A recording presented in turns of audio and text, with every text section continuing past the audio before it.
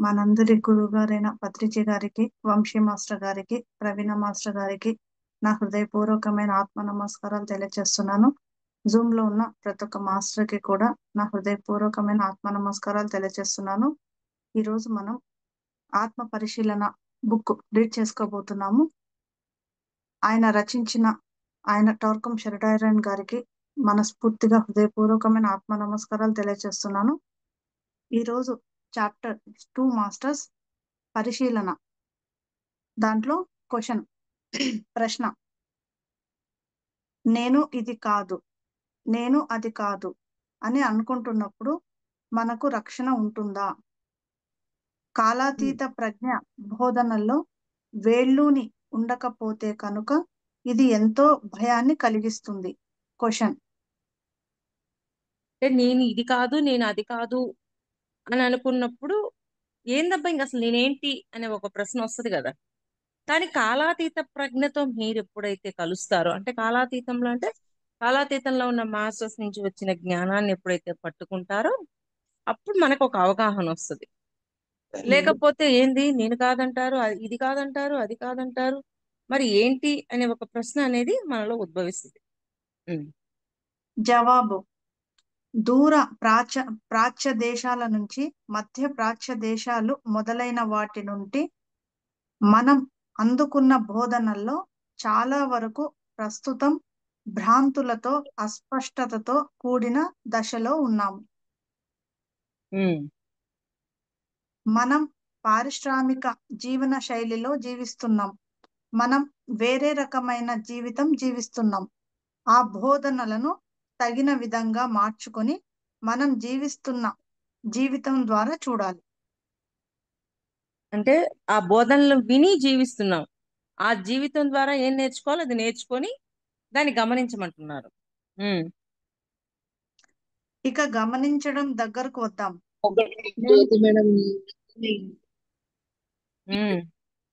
నేను ప్రయోగాత్మకంగా మీకు సూచించేది ఏమిటంటే, మీ శరీరాన్ని రోజు 10-15 నిమిషాల పాటు లేదా తర్వాత రోజంతా గమనించండి. ఉదాహరణకు, మీరు ఎలా నడుస్తున్నారు? జనం నడుస్తుండగా మీరు చూసారా? తాము ఎలా నడుస్తున్నాం అనేది వాళ్ళు ఏనాడు అద్దంలో చూసుకోరు. వాళ్ళు చేసే పనులు ఎలా ఉన్నాయి? వాళ్ళ వేళ్ళు ఎలా వాళ్ళ వేళ్ళు అలా ఎందుకు చేస్తున్నాయి? వాళ్ళ శరీరం అలా ఎందుకు చేస్తోంది? మిమ్మల్ని మీరు గమనించుకోండి. తర్వాత కూడా ఇది మొన్న నిన్న చెప్పినట్టుంది లావణ్య, ఒక నిమిషం అండి. ఆ 2 పారాగ్రాఫ్స్ మేడం, మళ్ళీ ప్రశ్న జవాబు చెప్పమని చెప్పినారు మేడం గీతా మేడం. ఓకే, సరే, అందుకే 2 పారాగ్రాఫ్స్ చెప్పాను మేడం. ఓకే. నిన్న నేను ఎవరినో చూస్తున్నాను. అది ఎంతో వినోదకరంగా ఉంది. అతడు ముఖం నిండా నవ్వుతో మా నాన్న చనిపోయారు అన్నాడు. చావు గురించి చెప్పేటప్పుడు ఇప్పుడు నువ్వు పెట్టినట్లుగా కాకుండా ముఖాన్ని వేరే రకంగా పెట్టాలి అని అన్నాను. అంటే చావు గురించి చెప్పేటప్పుడు మన ఫీలింగ్స్ ఎలా ఉంటాయి? ఒక ఆనందకరమైన విషయము, హాస్యాస్పదమైన విషయము విన్నప్పుడు ఎలా ఉంటది మన ఫీలింగ్స్, అవి రెండు వేరియేషన్ గమనించుకుంటే నువ్వు ఇలా పెట్టాలి అని చెప్తున్నారు ఆయన. మిమ్మల్ని మీరు గమనించుకోవాలి. మీరు భౌతికంగా ఏం చేస్తున్నారు? మీరు ఏదైనా త్రాగుతున్నప్పుడు ఆ కప్పును జాగ్రత్తగా గమనించండి. మీరు ఏం చేస్తున్నారో తెలిసి త్రాగండి. మీ తాళం చెవిని తీసుకుంటున్నప్పుడు మీరు ఆ తాళం చెవిని ఎక్కడ పెడుతున్నారో తెలిసేలా పెట్టండి. పనిలో ఉండగా మిమ్మల్ని మీరు జాగ్రత్తగా గమనించండి. ఇది మీ చైతన్యపు సామర్థ్యాన్ని 100% పెంచుతుంది. మీ ఉద్యోగంలో, మీ కుటుంబంలో మీరు శక్తివంతమైన కాంతి మూలంగా మారతారు. ఇలా చేయండి చాలు. అంటే గమనించండి, తాళం చెవి ఎక్కడ పెడుతున్నారో గమనించండి, ప్రతిదీ నడక ఎలా నడుస్తున్నాను, మరి ఎలా ఎలా ఉన్నాను నేను, నా ఆలోచన ఎలా ఉంది, నా మాట ఎలా ఉంది, ఇవన్నీ కూడా గమనించండి అని చెప్పి చెప్తున్నారు. ఆ గమనిక ద్వారా మనం ఇంకా కాంతివంతంగా తయారవుతాం. అది. మీ శరీరాన్ని నిశితంగా గమనించండి. మీరు నాట్యం చేస్తున్నప్పుడు గమనించండి. మీరు ఏదైనా త్రాగుతున్నప్పుడు చూడండి. మీరు ఏదైనా పని చేస్తున్నప్పుడు మొదలు నుండి చివరి వరకు మిమ్మల్ని మీరు గమనించండి. మీ శక్తిని వృధా చేస్తున్న వాటికి అడ్డుకట్ట వేయగలిగే సామర్థ్యాన్ని ఇది మీకు ఇస్తుంది. అంటే పని చేస్తూ ఉన్నాం. అది సరికానిదైనప్పుడు దానికి అడ్డుకట్ట వేసే శక్తి మనకుండాలా. మనకు ఆ గమనిక ఉన్నప్పుడు అది ఇది సరికానిది అని తెలిసినప్పుడు ఎంబడినే అడ్డుకట్ట వేసేటట్లుగా మనం అంత గమనికతోటి అంతగా ఉన్నప్పుడు దానికి అడ్డుకట్ట వేసేయగలం. ఎప్పుడైతే అడ్డుకట్ట వేసామో శక్తిని కోల్పోం కదా. అడ్డుకట్ట వేయకపోతే శక్తిని కోల్పోతూ ఉంటాం. అది. ఉమ్. ఉదాహరణకు, జనం కూర్చుంటున్నప్పుడు తమ పాదాలను నిరంతరం కదుపుతూనే ఉంటారు. మీ కదలికలను మీరు గమనిస్తే కనుక మీరు నిజంగా ఏం చేస్తున్నారో మీకు తెలుస్తుంది. అలాగే కొన్ని చర్యలపై మీకు నియంత్రణ లేదు అని కూడా మీకు తెలుస్తుంది. అప్పుడు మీరు వెనక్కు వచ్చి, నాకు ఈ చర్య పైన నియంత్రణ ఎందుకు లేదు? ఈ చర్యను నియంత్రించడానికి నేను ఏం చేయగలను అని ప్రశ్నించుకోవాలి. అంటే ఒక పని చేస్తూ ఉన్నాం. అది నియంత్రించాలని ఇప్పుడు అన్నాం. ఇప్పుడు ఏమనుకున్నాం? అడ్డుకట్ట వేసుకోవాల్సింది ఎవరు? మనమే. అడ్డుకట్ట ఎందుకు వేసుకోవాలి? అది సరికానిది. సరికానిది కాబట్టి అడ్డుకట్ట వేసుకున్నాం. ఒకవేళ అలా అడ్డుకట్ట వేసుకోవడం ద్వారా శక్తిని కోల్పోకుండా మనం ప్రొటెక్ట్ చేసుకోగలం. మరి దాన్ని నియంత్రించడం అనేదే తెలియనప్పుడు ఆ పని జరిగిపోతూ ఉంది. ఆ పని జరగటం ద్వారా శక్తి కోల్పోతూనే ఉన్నాం. అప్పుడు ఒక్కసారి మనం వెనక్కి వచ్చి ఎందుకు నియంత్రించలేకపోతున్నాను ఈ పని? నియంత్రించడం వల్ల నాకు శక్తి వస్తుంది కదా అని మనల్ని మనం గమనించుకోవాలి. ఎప్పుడైతే మనం గమనించుకుంటామో అప్పుడు మనకంతా అర్థమవుతుందన్నమాట. ఓ దీన్ని నియంత్రించగలిగే ఏ విధంగా నియంత్రించగలము, నియంత్రించడం ద్వారా మనకి ఏ లాభం వస్తుంది అనేది మనకి అర్థమవుతుంది. ఇప్పుడు ఒకరి మీద కోపం వచ్చింది, విపరీతమైన కోపం. కోపం కాస్త క్రోధంగా మారింది, ద్వేషంగా కూడా మారిపోతుంది. అది అర్థమైంది. కోపం ద్వేషంగా మారిపోతుంది. అది అర్థమైంది. వెనక్కి వచ్చి అసలు ఎందుకు కోపం వచ్చింది వాళ్ళ మీద, ఏం అవసరం, దాన్ని ఎలా నియంత్రించాలి, ముందు నియంత్రించాలి అని మనం అనుకుంటే అప్పుడు వెనక్కి వెళ్ళి దాన్ని గమనించి నియంత్రిస్తాం. అసలు నియంత్రించాలి, అడ్డుకట్ట వెయ్యాలి అనే మాటే మన లోపల లేదు. అది మనలో లేనప్పుడు ఏమవుతుంది? మనం దాన్ని ఆపగలుగుతామా? ఆపలేం కదా. అలాగా ఆ నియంత్రించడం అనేది మనం అనుకుని వెనక్కి వచ్చినప్పుడు ఎందుకు వచ్చింది అసలు కోపం అంటే టైం లైన్ లో కొంచెం బ్యాక్కి వెళ్ళి ఎందుకు ఇటువంటి సిచ్యువేషన్ ని క్రియేట్ చేశాను, ఈ సిచ్యువేషన్ ని నేను ఎలా మార్చుకోవాలి, ఆ కోపం ఎలా పోగొట్టుకోవాలి, కోపం కాస్త క్రోధంగా మారుతుంది, మారకుండా నేను చూసుకోవాలి అని చెక్ చేసుకొని అక్కడ దానికి కావాల్సిన ఇంటిమేషన్ అది ఇచ్చేసినప్పుడు మళ్ళీ మనం అడ్డుకట్ట వేసుకోవడం అనేది జరుగుద్ది. అలా కాకుండా ఆ ఇంటిమేషన్ ఇవ్వకుండా ఉన్నామే అనుకో అది అలాగే ప్రొలాంగ్ గా వెళ్ళిపోతూ ఉంటుంది. ఇదంతా గమనిక లేదు, ఇంకా ఆ పని జరిగిపోతూనే ఉంది. అడ్డుకట్ట వేయకుండా నియంత్రణ లేకుండా వెళ్ళిపోతూ ఉంది. వెళ్ళిపోతూ ఉండే కొద్దీ అది పెరిగి పెద్దదై కోపం క్రోధం, క్రోధం కాస్త ద్వేషం అయిపోయి ఏమైపోయింది? శక్తిని కోల్పోతున్నామా లేదా? మరి శక్తిని కోల్పోకుండా ఎవరు కాపాడుకోవాలి? మనల్ని మనమే కాపాడుకోవాలి. ఆ అడ్డుకట్ట మనకు మనమే వేసుకోవాలి. అంతేకాని ఎవరో వచ్చి ఏదో చేసేస్తారు, ఏదో చెందుతారు అనేది కాదు. అందుకని ప్రతి విషయంలోనూ మనకు ఒక క్లారిటీ ఉండాలి. ఆ గమనిస్తే మనకు ఆ క్లారిటీ ఉంటుంది. గమనించినప్పుడు క్లారిటీ ఉండదు. అది మిస్ అవ్వకుండా చూసుకోవాలి. ఉం. ఉదాహరణకు, మీరు పగలు రాత్రి ధూమపానం చేస్తూనే ఉంటారు. 15 రోజుల పాటు మీ ధూమపానాన్ని గమనించండి. మీరు ఇక ధూమపానం ఆపేస్తారు. నేను బహుశా 200 మందితో ధూమపానం ఆపించాను. సిగరెట్ను చేతిలోకి తీసుకోండి. దాన్ని చూడండి. సిగరెట్ను మీరు ఎలా పట్టుకుంటున్నారో అనుభూతి చెందండి. సిగరెట్ను ఎలా ముట్టుకుంటున్నారో అనుభూతి చెందండి. ఆ పొగను ఎలా పీలుస్తున్నారో అనుభూతి చెందండి. 15 రోజుల పాటు ఇదంతా గమనించండి అని చెప్పాను. అలా గమనించిన వాళ్ళు బహుశా వందలాది మంది ధూమపానం మానేశారు. కానీ వాళ్ళు ధూమపానం మానేశారు అంటే వాళ్ళు నిస్సహాయ సి- నిస్- నిస్సహాయులుగా యాంత్రికంగా మారారు అని కాదు. వాళ్ళు కావాలనుకుంటే మళ్ళీ ధూమపానం మొదలు పెట్టగలుగుతారు. ఉమ్. అంటే అలా మారినా కూడా మళ్ళీ వాళ్ళు కావాలనుకుంటే మళ్ళీ తాగేటట్లు ఉంటారు. ఉమ్. తర్వాత చదువు. ఇప్పుడు ఇప్పుడు మీకు ఎంపిక చేసుకునే స్వేచ్ఛ ఉంది. మీరు అలవాట్లలో చిక్కుకుపోయి ఉన్నప్పుడు మీ అలవాట్ల మీద మీకు నియంత్రణ ఉండదు.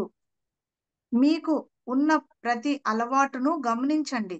నెమ్మదిగా ఆ అలవాటు నశించడం మీరు చూస్తారు. ఎందుకు? దాని వెనుక ఉన్న రహస్యం ఏమిటి? ఎందుకంటే అలవాటు అనే వాహనం నుంచి మీ అసలైన ఆత్మను మీరు వేరు చేశారు. అంటే మీ అసలైన దాన్ని పక్కన పెట్టేశాం. ఉమ్. ఆ లైన్ మళ్ళీ మీ చదువమ్మా, 2 లైన్స్ ఒకసారి ఓకే. నెమ్మదిగా ఆ అలవాటు నశించడం మీరు చూస్తారు. ఎందుకు? దాని వెనుక ఉన్న రహస్యం ఏమిటి? ఎందుకంటే ఆ అలవాటు అనే వాహనం నుంచి మీ అసలైన ఆత్మను మీరు వేరు చేశారు. ఉమ్. మీ భావోద్వేగాలను గమనించడం ద్వారా మీరు ఇదే చేయవచ్చు.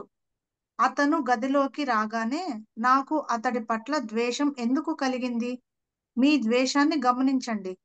అది అంత సులభం కాదు, కానీ మీరు నేర్చుకోవాలి. మీరు ఎలా ద్వేషిస్తున్నారో, ద్వేషం అంటే ఏమిటో గమనించండి. అసలు ద్వేషం ఎందుకుంది? మీ ద్వేషాన్ని గమనించగానే మీరు వెంటనే ద్వేషించడం ఆపేస్తారు. గమనించి చూడండి, మీకే తెలుస్తుంది. అంటే ద్వేషిస్తున్నాం అన్నది కూడా గమనించినప్పుడే తెలుస్తుంది, లేకపోతే ఏం తెలియదు. ఆ గమనిక ద్వారా మీకు ద్వేషిస్తున్నారని అర్థమైనప్పుడు దాన్ని తొలగించుకోవడం తేలికవుతుంది. అసలు గుర్తించడమే లేనప్పుడు, ఆ అంటే గమనించి గుర్తించలేనప్పుడు ఇంక దాన్ని మార్చలేం కదా. ఆ కోణంలో చెప్తున్నారు ఆయన. ఉమ్. నేను అసూయతో ఉండేవాడిని. నాలోని అసూయను నేను గమనించినప్పుడు అది శాశ్వతంగా మాయమైపోయింది. ఒక రోజు, 2 రోజులు, ఒక నెల, 2 నెలలు, ఒక సంవత్సరం అది పూర్తిగా నాశనం అయిపోయింది. ద్వేషం. నేను వాళ్ళను ద్వేషించేవాడిని. కానీ ఇప్పుడు నేను వాళ్ళను ద్వేషించడం లేదు. నా ద్వేషాన్ని నేను గమనించి, ద్వేషం అంటే ఏమిటని ప్రశ్నించుకున్నాను. నేను ద్వేషించాలనుకుంటే ద్వేషించగలను. నేను ద్వేషించాలని అనుకోకపోతే ద్వేషించను. ద్వేషం నన్ను నియంత్రించదు. అంటే ద్వేషం నియంత్రించదు, మనం నియంత్రించాలి ద్వేషాన్ని. అందుకని ఆ నియంత్రణ అనేది మనం పెట్టాలి. ద్వేషం ఏమి నియంత్రించదు, మనం నియంత్రించడం అనేది, ఆ ద్వేషాన్ని నియంత్రించడం అనేది మనం చేసినప్పుడు ఆటోమేటిక్ గా ఉంటది, అది ఆగిపోతుంది. అసూయ కూడా అంతే. ఇలాగా వీటన్నింటినీ మనం నియంత్రించుకొని అడ్డుకట్టు వేయాలి అంటే మనం గమనించాలి. గమనించినప్పుడు ఈ పని అంతా చేస్తాం. ఈ పని అంతా చేస్తే శక్తిని కోల్పోకుండా మనల్ని మనం కాపాడుకుంటాం. అది. మీ భావోద్వేగపరమైన అల్లకల్లోలాన్ని గమనించడంలో మీరు ఉత్తీర్ణులైతే కనుక మీ ఆలోచనలను గమనించడం మొదలుపెట్టండి. 12 లేదా 15 ఏళ్ల క్రితం మా ఇంటి ప్రవేశద్వారం దగ్గర ఒక వ్యక్తి కూర్చుని ఉండటం చూశాను. అతడు ధ్యానంలో పరమానందంగా ఉన్నాడు. మీరు ఏం చేస్తున్నారు అని అడిగాను. నేను పరమానంద స్థితిలో ఉన్నాను అన్నాడు. మంచిది. మీ పరమానంద స్థితిని గమనించండి. మీ పరమానంద స్థితి ఏమిటి అని అన్నాను. అతను గమనించడం మొదలుపెట్టాడు. మీరు నా స్థితిని భంగపరిచారు అన్నాడు. ఎందుకంటే అది భావోద్వేగపరమైన పరమానంద స్థితి. ఉమ్. మీ కోపంతో ద్వేషంతో మీరు మమేకమైపోయి ఉన్నప్పుడు మీరు సమతుల్యతను కోల్పోతారు. ఫస్ట్ దివ్ నుంచి వాటితోటి ఎప్పుడైతే మమేకమైపోయి ఉన్నామో మనకంతా లాసే. కానీ వాటి నుంచి విడివడి దూరంగా పెట్టినప్పుడు మనం మమేకం అవ్వలేదు కాబట్టి మనకి శక్తి అంతా గెయిన్ అవుతుంది. వాటితో ఎప్పుడైతే మమేకం అవుతామో మన శక్తిని లాస్ అవుతూ ఉంటాం. అందువల్ల లాస్ కాకుండా చూసుకోవాల్సిన డ్యూటీ మనది. ఉం. దివ్యాగ్ని దివ్యాగ్ని కణం అయిన మీరు ద్వేషానికి బానిస, భయానికి కోపానికి బానిస. కోపం మిమ్మల్ని నియంత్రించే ఒక తరంగం. ఉదాహరణకు, మీరు సముద్ర తీరానికి వెళ్ళి సముద్రంలో దూకుతారు. కెరటం వచ్చి మిమ్మల్ని బయటకు నెట్టేస్తుంది. అలాగే మీ కోపంతో భయంతో మీరు మమేకమైపోయినప్పుడు అవి మిమ్మల్ని నియంత్రించగలుగుతాయి. అది మళ్ళీ చదువు. ఎగ్జాంపుల్ బాగా వినండి మాస్టర్. దివ్యాగ్ని కణం అయిన మీరు ద్వేషానికి బానిస, భయానికి కోపానికి బానిస. కోపం మిమ్మల్ని నియంత్రించే ఒక తరంగం. ఉదాహరణకు, మీరు సముద్ర తీరానికి వెళ్ళి సముద్రంలో దూకుతారు. కెరటం వచ్చి మిమ్మల్ని బయటకు నెట్టేస్తుంది. అలాగే మీ కోపంతో భయంతో మీరు మమేకమైపోయినప్పుడు అవి మిమ్మల్ని నియంత్రించగలుగుతాయి.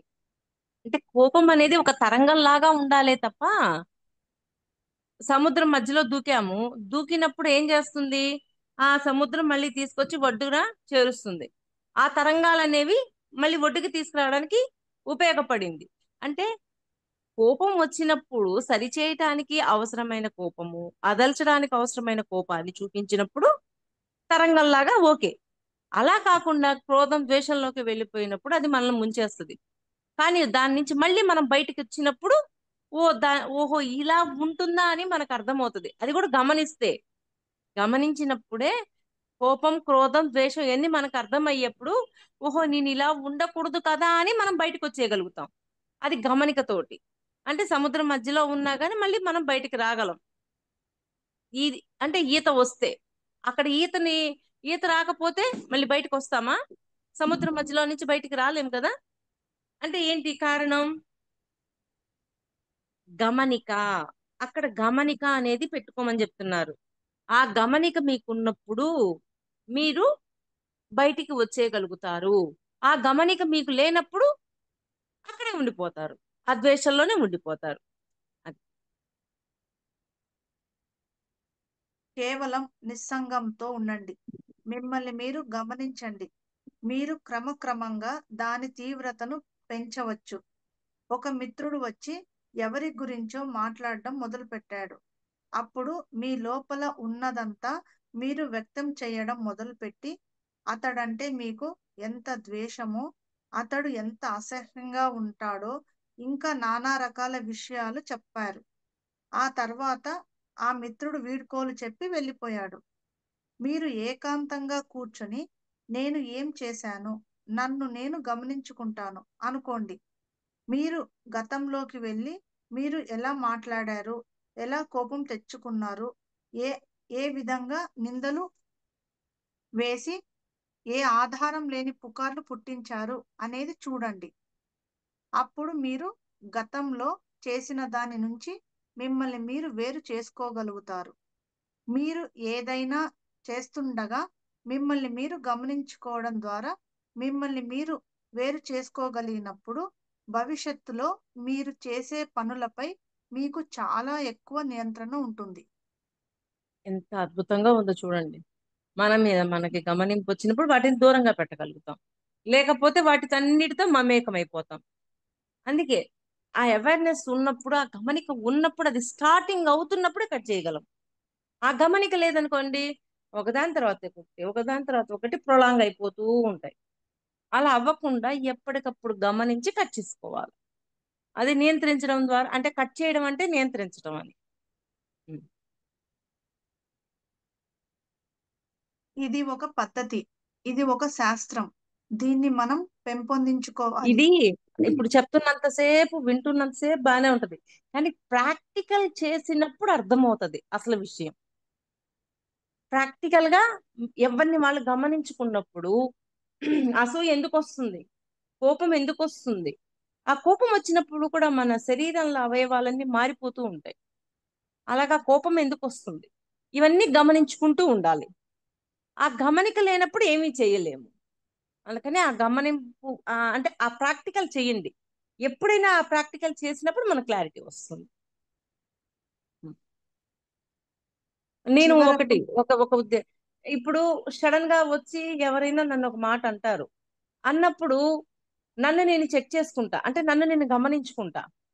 వాళ్ళు అన్న మాట నిజమేనా అని నా ఉద్దేశాన్ని నేను అంతా చెక్ చేసుకుంటా. నా ఉద్దేశంలో నాకు అసలు లేదది. అది వాళ్ళ గమనింపులో ఉన్న దాన్ని బట్టి వాళ్ళు అనుకున్నారు. కానీ నా ఉద్దేశంలో నేను అలా లేను కదా అని ఎమ్మన్నే దాన్ని అక్కడికి కట్ చేసేస్తా, నియంత్రించేస్తా, నాకు సంబంధం లేదు అని. అలాగా మనల్ని మనం గమనించుకోవటం మొదలు పెట్టినప్పుడు మన ఉద్దేశాన్ని, మన ఆలోచనలని, వీటన్నింటినీ మన పరిగణలో ఉంచుకోగలుగుతాం. మన పరిగణలో ఉంచుకున్నప్పుడు మనం చెప్పినట్లు అవి వింటాయి. మన పరిగణలో లేనప్పుడు అవి మనం చెప్పినట్లు వినవు కదా. ఇంతాక కాలు ఊపుతూ ఉన్నాడు, ఊపుతూ ఉన్నాడు, ఆయన పాటికి ఆయన చేస్తూనే ఉన్నాడు. కానీ అలా ఊపకూడదు అని నియంత్రించాలని అనుకున్నప్పుడు కదా దాన్ని ఆపగలడు. అది అలాగా మనము ఎమ్మన్ని రియాక్ట్ అయిపోయి "ఆ, నువ్వు నన్నంటావా అని అనొచ్చు, జరగచ్చు. కానీ అది ఒక్కరొక్కరొక్కరు ఎక్స్టెన్షన్ అయిపోయి పెద్దదైపోతుంది, అవసరం లేదు. దాన్ని ఎక్కడికి కట్ చేయాలి, ఎక్కడికి నియంత్రించాలి, ఎంతవరకు తీసుకోవాలి అని గమనించుకున్నప్పుడు ఇంతవరకే తీసుకోవాలి, నేను నాకు కొరవది అవసరం లేదు అని నియంత్రించగలుగుతాం. అంత గమనిక గమనిక గమనిక. ఆయన గమనించండి గమనించండి అంటున్నారు. ఈ సబ్జెక్ట్ విన్న అంతసేపు బానే ఉంటది, కానీ ప్రాక్టికాలిటీలోకి వచ్చినప్పుడు అర్థమవుతది అసలు ఎందుకు గమనిస్తున్నాము, గమనిక వల్ల మనకి ఎన్ని లాభాలు వచ్చాయి, గమనిక వల్ల మనం ఎంత ఎన్లైట్ అవుతున్నాము, మనం ఎంత కాంతితత్వంలోకి వెళ్ళగలుగుతున్నాము అనేది ప్రాక్టికాలిటీలో పెట్టినప్పుడు మీకు అర్థమవుతుంది. అందుకని ఎప్పుడు చదివి ఎప్పుడు విన్నది విన్నది విన్నట్టుగా ఆ రోజు ప్రాక్టికాలిటీలో పెట్టడం అనేది మనం చేయాల్సిన పని. అలా ప్రాక్టికల్ అనేది చెయ్యాలి అని చెప్తున్నాను. ఉం. చివరకు మీరు ఏమి ఆలోచిస్తున్నారు, ఏమి అనుభూతి చెందుతున్నారు, ఏం చేస్తున్నారు, ఏం మాట్లాడుతున్నారు అనేది ఖచ్చితంగా గమనించగలిగేలా మీరు తయారవ్వాలి. ఇప్పుడు నన్ను నేను గమనించుకుంటున్నాను. నేను ఎలా మాట్లాడుతున్నానో, భౌతికంగా నేను ఏం చేస్తున్నానో, నా ఆలోచనలు ఎలా ఉన్నాయో గమనిస్తున్నాను. నేనంటే నా భావోద్వేగాలు కాదు. నేనంటే నా చర్యలు కాదు. గమనించేవాడు అంటే ఎవరో, అసలైన ఆత్మ అంటే ఏమిటో మీరు తెలుసుకోలేరు. మీరు ఒక విషయం తెలుసుకోగలరు.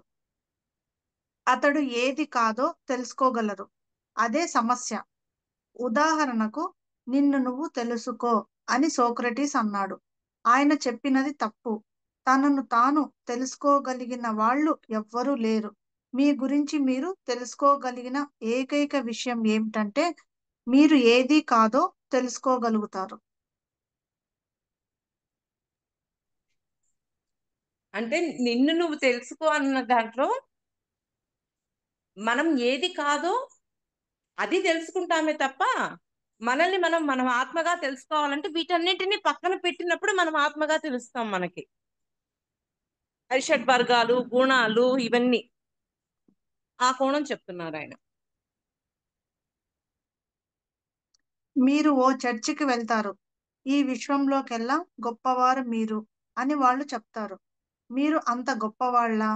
లక్షలాది సంవత్సరాల తర్వాత అలా జరిగే అవకాశం ఉందన్న మాట సత్యమే. కానీ ప్రస్తుతం మీరు చీడ పురుగులులాగానే ఉన్నారు. మీరు గొప్పవాళ్ళని మీరు ఎలా అనగలుగుతారు? మన హిప్పీలు, జిప్పీలు ఇలాంటివన్నీ మొదలుపెట్టారు. నేనే దేవుడిని. నిజంగానే మీరు దైవమా? మీరే దైవమని నిరూపించేలా ఏదైనా చెయ్యండి. మీరు దైవం కాదు. మీరు భ్రమపడుతున్నారు. మీరు మాయలో ఉన్నారు. ఒక్కొక్క లైన్ చదువు. మీరు ఓ చర్చికి వెళ్తారు. ఈ విశ్వంలోకెల్లా గొప్పవారు మీరు అని వాళ్ళు చెప్తారు. అంటే ఒక చర్చికి వెళ్ళాక ఆ చర్చిలో వాళ్ళు ఏమంటున్నారు? మీరు విశ్వంలో కల్లా గొప్పవారు అని అన్నారు. ఉమ్, మీరు అంత గొప్పవాళ్ళ? లక్షలాది సంవత్సరాల తర్వాత అలా జరిగే అవకాశం ఉందన్నమాట సత్యమే. ఒక్క కానీ మాట, ఒక్క నిమిషం. అంటే మీరు గొప్పవాళ్లే, ఏదో ఒక రోజుకి గొప్పవాళ్ళు అవ్వడం అనేది జరిగి తీరుతుంది. అది అసలు సత్యం. పాయింట్ అర్థమవుతుందా మాస్టర్స్? మీరు గొప్పవాళ్లే అంటే మీరు అందరూ దైవాలే అని అంటారు పత్రిస్తారు. ఏదో ఒక రోజుకి మనం అందరం దైవంగా మారుతాం. ఉమ్.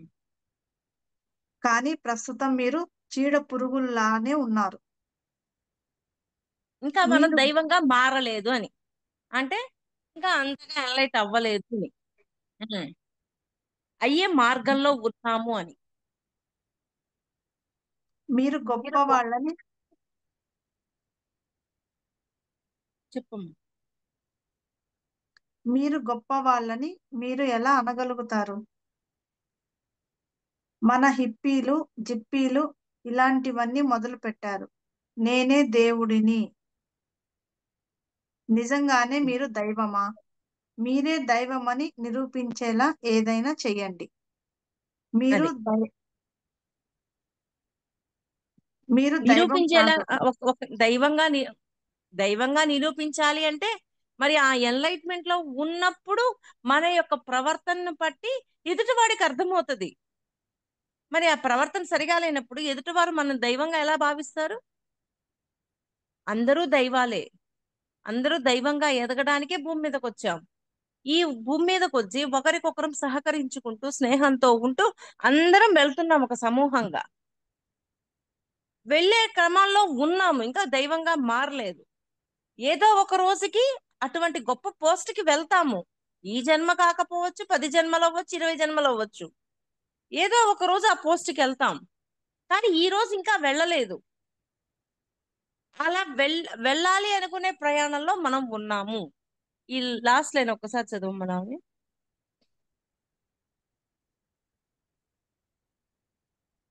మీరు గొప్పవాళ్ళని మీరు ఎలా అనగలుగుతారు? మన హిప్పీలు, జిప్పీలు ఇలాంటివన్నీ మొదలు పెట్టారు. నేనే దేవుడిని. నిజంగానే మీరు దైవమా? మీరే దైవమని నిరూపించేలా ఏదైనా చెయ్యండి. అంటే దైవంగా నిరూపించేలా చేయండి అంటే మనం ఎన్లైట్మెంట్ లో మాట్లాడుతూ ఉన్నప్పుడు, మనం ఎన్లైట్మెంట్ లో ఉన్నప్పుడు వాళ్ళకి అర్థమవుతుంది. ఓ, వీళ్ళు ఎంత ఎన్లైటెడ్ గా మాట్లాడుతున్నారు, వీళ్ళలో ఎంత దివ్యత్వం ఉంది అనేది మన యొక్క ప్రవర్తనను బట్టి వాళ్ళకి అర్థమవుతుందే తప్ప ఊరికి దైవం అనుకుంటే అయిపోదు. వాళ్ళు కూడా అనుకోలేరు. మన యొక్క అవుట్పుట్ ని బట్టి వాళ్ళకి అర్థమవుతుంది. ఉమ్. మీరు దైవం కాదు. మీరు భ్రమ పడుతున్నారు. మీరు మాయలో ఉన్నారు. ఇంకా దైవంగా పూర్తిగా అవల, భ్రమలో ఉన్నాం అంతే. అంటే భ్రమ అంటే దైవంగా అవ్వటానికి ప్రయాణం చేస్తున్నాము అనే దాంట్లో ఉండాలి తప్ప దైవం అయిపోయానన్న భ్రమలో ఉన్నప్పుడు మనం పూర్తిగా మన మీద మనం గమనికపోతుంది. మనల్ని మనం సరి చేసుకోలేము, ఇవన్నీ ఏం చేయలేకపోతుంటాం. అది మీరు ఇప్పుడే ఈ క్షణమే మీరు ఎలా ఉన్నారో అలాగే మిమ్మల్ని మీరు కలుసుకోవాలి. మీరు ఒకసారి ఏదైనా వైద్యశాలకు వెళ్తే కనుక మీరు దైవమో కాదో మీకే తెలిసిపోతుంది. వైద్యులు మీ తలను, కళ్ళను, చెవులను, కడుపును కోసినప్పుడు మీకు నిజంగానే ఏ ఆశ లేనట్లు అనిపిస్తుంది. మీలో దైవం కాగల శక్తి సామర్థ్యాలు అంతర్గతంగా ఉన్నాయి. కానీ ఆ శక్తి సామర్థ్యాలు సాకారం అవ్వడానికి 10 లక్షల కోట్ల సంవత్సరాలు నిరీక్షిస్తాయి. ఉమ్. మీరే దైవం అని చెప్పే కొన్ని రకాల మంత్రాలను మీరు జపిస్తూ కూర్చుంటే మీ సమతుల్యతను కోల్పోతారు. కొన్ని రకాల మంత్రాలను వాటికి తగిన స్థాయిలో ఉన్నప్పుడు మాత్రమే జపించాలి. అంటే ఎప్పుడు జపిస్తూ కూర్చుంటే సరిపోదు. కొన్ని రకాల సమయాల్లో కొన్ని రకాల మాటల్ని కొన్నిసార్లు మాత్రం ఉపయోగించాలి. ఫస్ట్ నుంచి ఇలా చదువురా, ఒక్కొక్క లైన్ చదువురా. ఉం. మీరే దైవం అని చెప్పే కొన్ని రకాల మంత్రాలను మీరు జపిస్తూ కూర్చుంటే మీ సమతుల్యతను కోల్పోతారు. అంటే కొన్ని జపిస్తూ కూర్చుంటే అవ్వదు కదా. ఏం చేయాల్సింది చెయ్యకుండా సమతుల్యత కోల్పోతుంటాం. అది కొన్ని రకాల మంత్రాలను వాటికి తగిన స్థాయిలో ఉన్నప్పుడు మాత్రమే జపించాలి. అంటే కొంతవరకే అది అవసరం. ఎప్పుడు ఆ మంత్రంతోనే ఉంటాను అంటే ఎలా అవుతుంది? ఇప్పుడు మంత్రంతో సమతుల్యత వచ్చే పని అయితే మంత్రమే చేస్తూ ఉంటారు కదా. మంత్రంతో మన లోపల ఉన్న గుణాలని, అరిషడ్ వర్గాలని మనం గమనించగలమా? ఇప్పుడు ఇప్పుడు మొదలు పెట్టాం మంత్రం. ఇప్పుడు మంత్రాన్ని మొదలు పెట్టిన కాడి నుంచి మనము రాంగ్ రూట్ లో పోనీయకుండా ఆ మంత్రం కాపాడుతుంటది. కానీ ఎన్నో జన్మలు తీసుకున్నాం కదా, గతం ఉంది కదా. అప్పుడేం మంత్రం చేయకపోవటం వల్ల ఎన్నో చేస్తున్నాం. వాటన్నిటిని మార్చాల్సిన డ్యూటీ ఉందా లేదా? ఒకవేళ మంత్రం తీసుకున్నా మంత్రంతో ఉండేటప్పుడు ఆలోచనలు మళ్ళీ ఉన్నాయి కదా, మైండ్ లో ఆలోచనలు అవి ఎలా చేస్తున్నాయో కూడా గమనించుకోవాలి. అందువల్ల దానితో అంతా సాధించగలము అని అనుకోవద్దు, అది కొంతవరకు అని చెప్తున్నారు. కంటిన్యూ చేయనా మేడం? 1.5 పేపర్ అయిపోయింది. చాలు, రేపు చెప్తాను. Okay, thank you ma'am.